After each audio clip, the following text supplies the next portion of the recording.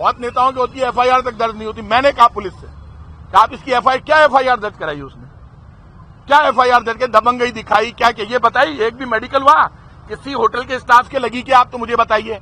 खरोच नहीं आई, खरोच किसी के नहीं लगी, झगड़ा ही नहीं हुआ वहां पे, खरोच नहीं आई। वो राजनीति कर रहा है, कितनी गलतफहमी। आज सुबह बयान डाल रहा है, मतलब वो जिन बीजेपी वालों के भरोसे खेल रहा है।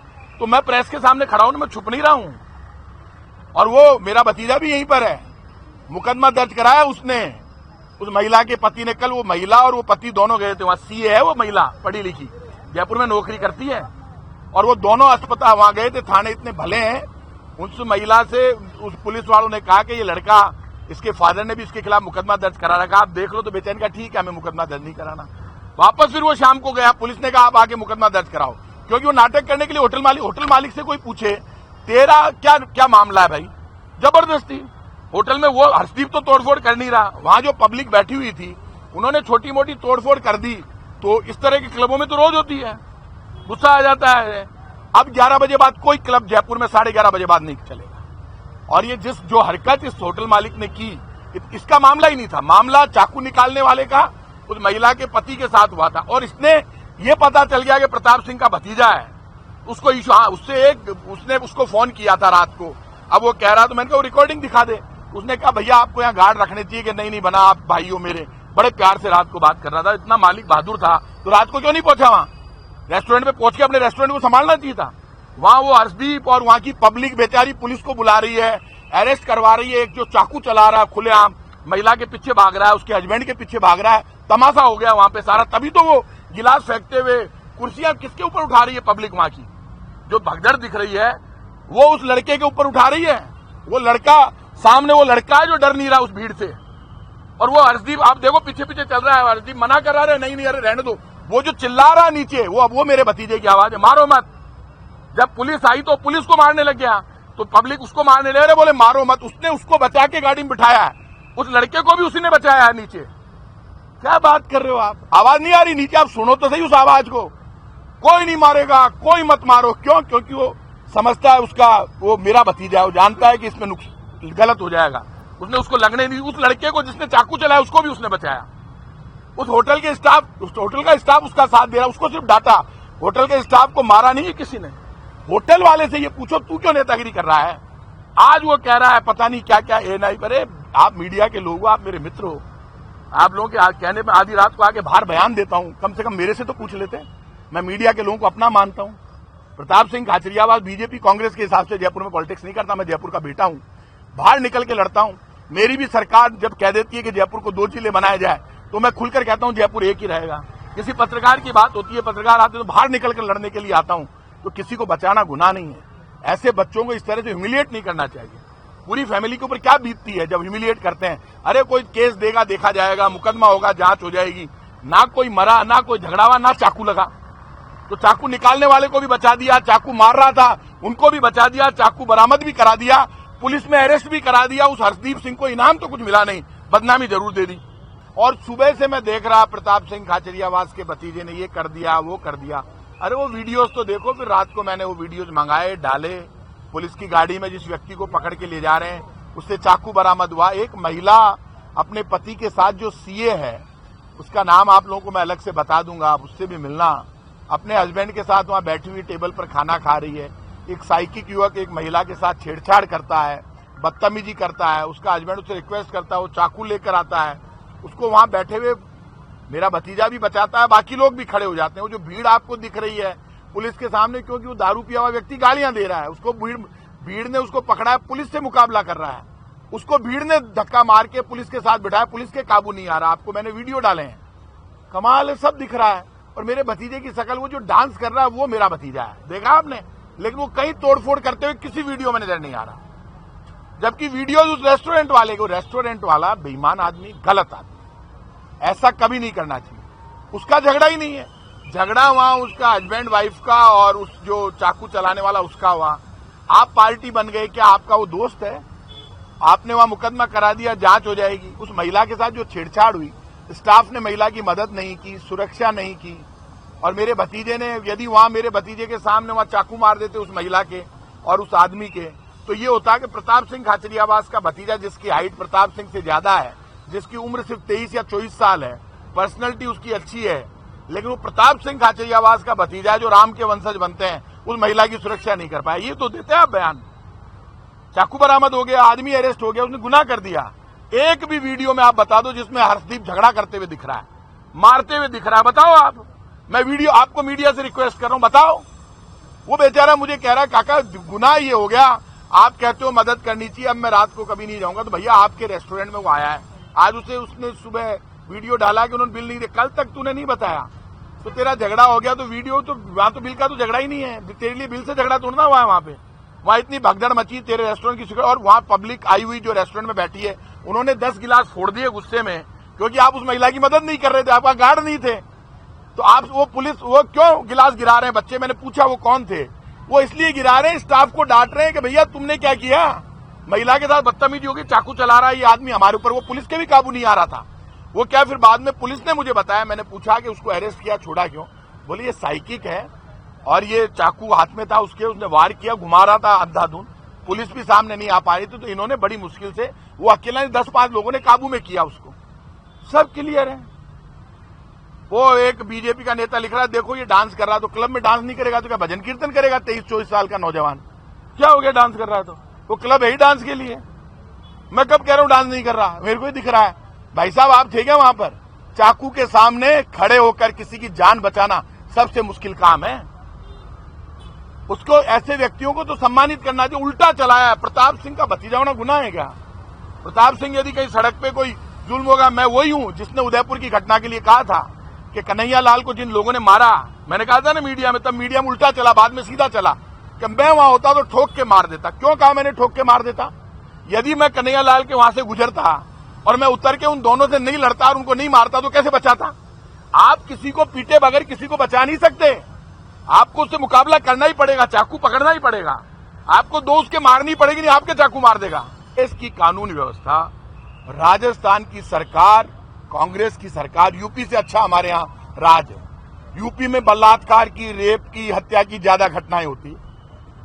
राजस्थान की कानून व्यवस्था यूपी से, हरियाणा से, एमपी से अच्छी है। अब भारतीय जनता पार्टी खुद का काम तो बताती नहीं है, उपलब्धि बताती नहीं है, बिना मुद्दों के राजनीति करती है। आरजीएचएस में और चिरंजीवी में जो लोगों का इलाज हुआ है, लाखों लोगों का, उनसे पूछो, उनकी आंख में चमक है। काम हम कर रहे हैं। यहाँ पे माँ, बहन, बेटी की तरह सम्मान मिलता है हर महिला को। ये राजस्थान की कानून व्यवस्था थी। मैं बीजेपी के लोगों से कहूंगा, कानून व्यवस्था को, बाकी सब कामों को कम से कम राजनीति से मत जोड़ो, सच के साथ हो। हमारा काम भी हमारे साथ है, राम भी हमारे साथ है। दिव्या मदेरणा दिल से राजनीति करती है और वहां जो उन्होंने जो मुद्दे उठाए, वहां पे जो परिस्थिति है उसमें उनकी मदद सरकार करेगी, हम सब उनके साथ हैं। दिव्या मदेरणा एक सच्ची और एक फायरिंग लीडर है, उनका फ्यूचर अच्छा है, अच्छी लीडर है। ऐसे में वो अपने मन से राजनीति करती है। उन्होंने कोई बात उठाई है तो उस बात को हम सम्मान देंगे और जो भी वहां पर कमी रही है कानून व्यवस्था में उसको ठीक करेंगे। उनके साथ पूरी सरकार खड़ी होकर, हम सब मंत्री खड़े होकर उनकी मदद करेंगे।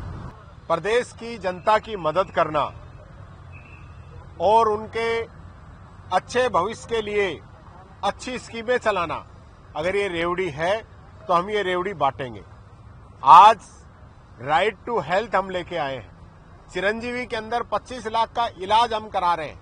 लोगों की जमीन बिक जाती थी, जेवर बिक जाते थे, मकान बिक जाते थे और तब कहीं जाके उन लोगों का इलाज हो पाता था। अभी मैं आपको बात बताना चाहूंगा, कल ही मेरे मिलने वाले हैं, उनका अहमदाबाद में कल ऑपरेशन हुआ है हार्ट का, 2.5 लाख रुपए उनके लगे हैं। उन्होंने कहा कि काश हम राजस्थान के होते तो हमें 1 रुपया नहीं देना पड़ता। इतना बड़ा अंतर अन्य राज्यों में और राजस्थान के अंदर है। अच्छी स्कीम हम लेके आए हैं। इनको ये लोग रेवड़िया बता रहे हैं, जो कि गलत है। आज 5 उंगलियां बराबर नहीं है। हर व्यक्ति को आज जरूरत है शिक्षा की, चिकित्सा की, आवास की, सामाजिक सुरक्षा की। इसके लिए राजस्थान नई पहल कर रहा है, लोगों की मदद कर रहा है, प्रदेश की जनता के अच्छे भविष्य की कामना कर रहा है। प्रदेश के अंदर खुशहाली रहे, प्रदेश के अंदर आमदनी बढ़े लोगों की और लोग प्यार प्रेम और सौहार्द से रहे। इसके लिए राजस्थान के अंदर इतने शानदार जो विधेयक आ रहे हैं, कानून बन रहे हैं, इससे बीजेपी घबराई हुई है। इनके पास कहने को कुछ नहीं है। 25 सांसद वहां दिल्ली के अंदर बैठे हैं, वहां चाय नाश्ता करते हैं राजस्थान की आवाज नहीं उठाते हैं। 25 सांसद राजस्थान के होने के बाद में मोदी जी ने राजस्थान को क्या दिया है? ईआरसीपी की 2 बार झूठी घोषणा करके चले गए जयपुर की और अजमेर की रैलियों के अंदर, और उसके बावजूद आज वो उसको पूरी नहीं कर रहे हैं। यहाँ राजस्थान का जल शक्ति मंत्री है, लेकिन राजस्थान के लिए कोई बड़ी स्कीम या पानी के लिए विशेष कोई प्रायोजन नहीं करा पा रहे हैं। आपस के अंदर बातें करते हैं, चुटकी लेते हैं, लेकिन राजस्थान की जनता की परवाह नहीं करते हैं। ये मैं कहना चाहूंगा, आज पेंशन मेरे विभाग से हम दे रहे हैं। 99% पैसा पेंशन का राजस्थान सरकार देती है, 1% पैसा भारत सरकार देती है। क्या 25 के 25 सांसद वहां कह नहीं सकते कि गरीब लोगों की पेंशन बढ़ाई जाए? आज खाद्य सुरक्षा का पोर्टल पिछले 2 वर्षों से इन लोगों ने बंद कर रखा है। आज ये 25 सांसद कह नहीं सकते कि हमारे लोग परेशान हैं, खाद्य सुरक्षा का पोर्टल खोला जाए। ये लोग कहते थे कि 2022 तक सबको पक्के मकान दे देंगे। आज लोगों को पीएम आवास योजना के अंदर मकान नहीं मिल रहा है, पोर्टल बंद कर रखा है। क्या ये लोग ये नहीं कह सकते कि पोर्टल खोला जाए और राजस्थान के लोगों को मकान दिए जाए, आवास दिए जाए? स्कीमों को बंद करने में लगे हुए। कल ही बीजेपी के एक विधायक ने क्वेश्चन लगाया और उन्होंने ये बात कही कि महंगाई बढ़ रही है, आप छात्रवृत्ति बढ़ाएंगे कि नहीं बढ़ाएंगे? मैं ये कहना चाहूंगा, चलो अच्छा हुआ पहली बार कोई बीजेपी का विधायक ये तो बोला कि महंगाई बढ़ रही है, नहीं तो ये महंगाई बढ़ रही है उसको मानने को राजी नहीं है। मैं ये कहना चाहूंगा, माननीय विधायक जी से कहना चाहूंगा, ओबीसी की स्कॉलरशिप जो पहले भारत सरकार एमबीबीएस के लिए 2,95,000 रुपए बच्चों को देती थी, उसको भारत सरकार ने अब 20,000 रुपए कर दिया है। इंजीनियरिंग के लिए जो 17,000 रुपए देती थी, उसको अब 20,000 रुपए से भी कम कर दिया गया है। ये स्थिति भारत सरकार की है। वो लोग स्कॉलरशिप घटाते जा रहे हैं क्योंकि स्कॉलरशिप भारत सरकार की है, उसके अंदर हमारा हिस्सा है। ओबीसी के अंदर 60-40 का रेशो है, हम 40% के हिसाब से पैसे देते हैं। उसके अंदर भी नए नियम बना दिए, नए अकाउंट खुलवा दिए। पहले राजस्थान सरकार पैसा डालेगी, फिर वो लोग डालेंगे। और ओबीसी की स्कॉलरशिप तो एकदम इन लोगों ने बंद कर दी है, उसके कोई नियम कानून नहीं रखे हैं। एक राशि, लिमिटेड राशि वो डाल देते हैं, उसके बाद जो बच्चे बच गए वो बच ही जाते हैं, उनको स्कॉलरशिप नहीं मिल पाती है। तो मैं कहना चाहूंगा, 25 के 25 सांसद राजस्थान की जनता ने इनको दिए हैं, जरा वहां से भी मदद कराएं। मोदी जी आ रहे हैं 27 तारीख को, क्योंकि अब चुनाव है। राजस्थान के अंदर 25 सीटें हैं, अब चुनाव के अंदर अब शायद 10वीं बार आएंगे। इससे पहले तो मोदी जी यहाँ कभी आए नहीं, और आए तो कोई मदद राजस्थान की करके गए नहीं। अभी देव महाराज के मेले के अंदर भी आए थे, लेकिन कोई मदद, कोई बड़ी घोषणा राजस्थान के लिए नहीं की। और अब ये घोषणा करेंगे भी तो सिर्फ उसको राजनीतिक फायदा लेने के लिए घोषणा करेंगे, क्योंकि अब आचार संहिता लगने में 2, 2.5, 3 महीने का वक्त है। ऐसे समय में ये जो लोग घोषणाएं कर रहे हैं, ये झूठी घोषणा है जो जनता तक नहीं पहुंच पाएंगी। की जो योजना है वो पिछली बीजेपी की गवर्नमेंट के समय में बनी थी, वसुंधरा राजे जी के द्वारा उस योजना को बनाया गया था, जिसकी लागत 39,000 करोड़ रुपए उस समय थी। लेकिन वो योजना, चूंकि सरकार बदल गई, हमने उस योजना को जारी रखा। हमने जब भारत सरकार से डिमांड की तो इन लोगों ने उस पे रोड़े अटकाने शुरू कर दिए, और आज स्थिति ये है, इनकी बनाई हुई योजना को हम राजस्थान के अंदर शुरू करना चाहते हैं, हम उसको आगे बढ़ाना चाह रहे हैं, लेकिन ये लोग उसके लिए मना कर रहे हैं। अभी उसमें मध्य प्रदेश की तरफ से भी आपत्ति लगाई गई है, और आज प्रदेश के यशस्वी मुख्यमंत्री उस योजना को पूरा करना चाहते हैं। पिछले बजट के अंदर 12,000 करोड़ रुपए सरकार ने दिए, इस बजट के अंदर भी 12-13 हजार करोड़ रुपए सरकार ने दिए, जिसमें से 10,000 करोड़ रुपए खर्च भी हो चुके हैं। अशोक गहलोत जी ने इस परियोजना को पूरी करने का प्रदेश की जनता को वादा किया है, उन्होंने शुरू किया है, काम वहां पे शुरू किया है। उसके बावजूद भारत सरकार उसको रोकना चाहती है, हमारे अधिकारियों को धमकाया जाता है कि इस परियोजना को बंद कीजिए। मैं ये कहना चाहूंगा, भारत सरकार मदद करती है तो ठीक है, नहीं तो राजस्थान सरकार इस परियोजना को पूरी करेगी। भारत सरकार मदद करती तो ये जल्दी हो सकता था, लेकिन भारत सरकार अगर मदद नहीं करेगी तो हमारी सरकार वापस आ रही है, हम इस परियोजना को पूरी करेंगे। ये सब मैं आपको बताना चाहूंगा, इन लोगों का चुनावी हथकंडे हैं। जब भी किसी राज्य के अंदर चुनाव होता है तो इस प्रकार के कानून लेके आते हैं जो जाति और धर्म के आधार पे टिके हुए हैं, और उसकी वजह से पूरे देश के अंदर इस प्रकार से एक माहौल खराब करके उसका पॉलिटिकल फायदा लेने का ये लोग काम करते हैं। इनको लेके आना था तो आज से पहले लेके आए, क्यों नहीं लेके आए? अब इनको पता है लोकसभा के चुनाव है, इस प्रकार के जिनमें कहीं ना कहीं कोई आपस के अंदर विवाद है, इस प्रकार के कानून ये लोग लेके आते हैं। भारतीय जनता पार्टी की सरकार है, इन लोगों ने कहा हम 2 करोड़ युवाओं को रोजगार देंगे, इन लोगों ने कहा 15 लाख रुपए खाते में आएंगे, इन लोगों ने कहा आतंकवाद, बेरोजगारी, इसको हम खत्म करेंगे, महंगाई को हम खत्म करेंगे। लेकिन आज ये सारी चीजें चरम के अंदर है, पूरा देश जल रहा है। कभी उत्तर प्रदेश जलता है, कभी महाराष्ट्र जलता है, आज मणिपुर जल रहा है। आने वाले समय में किसी अन्य देश के राज्य के अंदर ये लोग आग लगाने की कोशिश करेंगे। जाति, धर्म और संप्रदाय के नाम पर ये लोग बात करते हैं। देखिए, राजस्थान की जनता के लिए इतने अच्छे विधेयक इस बार सरकार लेके आई है, और जो विधेयक आ रहे हैं उनसे राजस्थान के अंदर जनता को सहूलियत होगी। विभिन्न प्रकार की जो परेशानियां समय समय पर आती है उससे निजात मिलेगी। और ये सरकार सभी वर्गों का ध्यान रख रही है, अमीर का, गरीब का, किसान का, युवाओं का, महिलाओं का। और विशेष रूप से कल जो पूरे देश के अंदर सबसे पहले राजस्थान के अंदर न्यूनतम इनकम गारंटी कानून जो राजस्थान सरकार लेके आ रही है, जिसके अंदर पेंशन 1000 रुपए से कम नहीं होगी और 15% पेंशन हर वर्ष बढ़ेगी। ये कानून पूरे देश के अंदर सबसे पहले राजस्थान के अंदर आया है। आप नजर उठा के देखिए, मनरेगा को 125 दिन और शहरी मनरेगा लागू करने वाला राजस्थान पूरे देश के अंदर पहला राज्य बना है। इस प्रकार के जो विधेयक, चाहे रीट की भर्तियों के अंदर फर्जीवाड़ा हो उसको रोकने के लिए, या आरपीएससी की भर्तियों के अंदर कहीं फर्जीवाड़ा हो रहा है उसको रोकने के लिए सख्त कानून सरकार की तरफ से बनाए गए हैं। सरकार की तरफ से कार्रवाई की गई है, चाहे कोई कितना बड़ा नेता क्यों ना हो, कोई कितना बड़ा अधिकारी क्यों ना हो, सब पे सरकार ने कार्रवाई की है। देखिए, प्रदेश के अंदर जिस प्रकार की कानून व्यवस्था को बिगड़ने की आप लोग बात कहते हैं, ये घटनाएं लगातार होती रही है। आज राजस्थान नहीं, अन्य राज्यों के अंदर भी ये घटनाएं हुई है। लेकिन मैं ये कहना चाहूंगा, राजस्थान प्रदेश एक ऐसा प्रदेश है जहां कहीं भी इस प्रकार की घटना हुई है, सरकार ने दोषियों को पकड़ने का काम किया है, उनको किसी भी प्रकार से बख्शा नहीं गया है और परिवार को सरकार की तरफ से मदद देने का काम किया गया है। घटनाओं के अंदर दूसरे राज्यों की अगर हम बात करें तो वहां एफआईआर तक दर्ज नहीं होती है, पूछा तक नहीं जाता है और परिवार की कोई मदद नहीं की जाती है। आज राजस्थान ऐसा प्रदेश बना है क्योंकि घटनाएं जो हो रही है, निश्चित तौर पर मैं भी उसके लिए अपनी ओर से खेद व्यक्त करता हूं, दुख प्रकट करता हूं। लेकिन घटनाएं होने के बाद में सरकार की तरफ से पूरी मुस्तैदी के साथ उन पे कार्रवाई की गई है।